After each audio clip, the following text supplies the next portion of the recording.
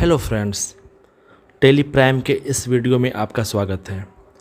आज हम लोग सीखने वाले हैं कि हम लोग किस तरह से टेली प्राइम में करेंसी का यूज़ करते हैं। तो आइए सीखते हैं। सबसे पहले हम लोग करेंसी को क्रिएट करने के लिए क्रिएट ऑप्शन में जाएंगे और एंटर करेंगे। आप यहाँ देख पा रहे हैं कि अब यहाँ पर करेंसी का ऑप्शन दिया हुआ है। तो करेंसी के ऑप्शन में जा कर के एंटर प्रेस करना है। एंटर प्रेस करने के बाद आपको क्रिएट न्यू पे क्लिक करना है। अब यहाँ पे दिया हुआ है पहला ऑप्शन सिंबल का, तो मैं इसको जूम कर रहा हूँ। तो जैसा कि यहाँ दिया हुआ है आपका सिंबल, तो आपको सिंबल में सिंपली सा जैसे कि डॉलर, तो आपको शिफ्ट 4 से डॉलर का सिंबल यूज करना है। तो नीचे इसका फॉर्मल नेम दिया गया है।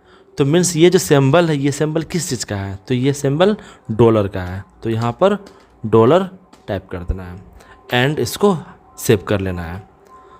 तो इसको सेव करने के बाद तो आपको एस्केप का यूज़ करके पीछे आना है और नीचे आपको मिल जाएगा रेट्स ऑफ एक्सचेंज का ऑप्शन।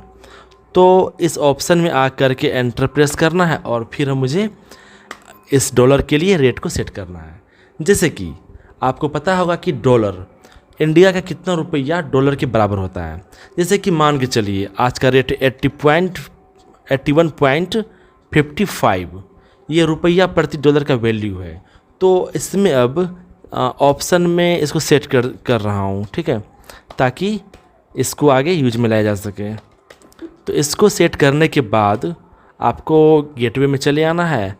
अब हम लोग चेक करते हैं हम लोगों ने जो डॉलर का करेंसी को बनाया है उसकी यूज कैसे करना है। तो इसको चेक करने के लिए हम लोग एक यहाँ पर ट्रांजैक्शन कर रहे हैं। तो ट्रांजैक्शन करने के लिए हम लोग हॉट कीज़ भी प्रेस करते हैं अकाउंटिंग वाउचर के लिए। अब मान के चलिए मुझे किसी को पेमेंट करना है, ठीक है, तो हम लोग पेमेंट कर रहे हैं मान के चलो कैश से।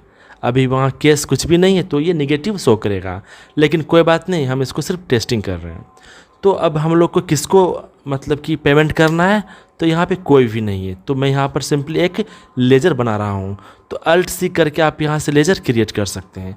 ऐसे मान के चलो कि कोई मेरा सप्लायर है, जैसे कि उसका नाम है अनुपम ट्रेडर्स, ठीक है। अब ये जो अनुपम ट्रेडर्स है जो कि मेरा सप्लायर है, तो मैंने सप्लायर के लिए सैलरी क्रेडिटर्स को सेट कर रखा है। अब उसके बाद ये इसका एड्रेस हो गया मान के चलो न्यू दिल्ली, स्टेट हो गया न्यू दिल्ली, ठीक है, न्यू दिल्ली। एक मिनट, दिल्ली, ठीक है, एंड मैं इसको सेव कर रहा हूँ। आप यहाँ देख पा रहे हैं कि अब यहाँ पर लेजर बन के रेडी हो चुका है। तो जैसे कि अगर हम यहाँ पर मान के चलो कि मुझे 4500 रुपये इसको पेमेंट करना है, तो मैंने यहाँ पर सिंपली 4500 रुपये लिख दिया। तो यहाँ पर तो 4500 रुपये आ चुका है, आ गया है ना, आपने देख पा रहे हो।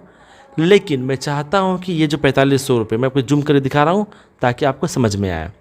अब यहाँ पर जो 4500 रुपये आप देख पा रहे हो, मैं चाहता हूँ मैं इसको डॉलर में पेमेंट करूँ। तो सिंपली आप इसको बैक स्पेस करके वापस आप यहाँ आ जाओ एंड आप यहाँ पर लगा दो मान के चलो कि $50 मान के चलो, या फिर $55 मैं लगा रहा हूँ।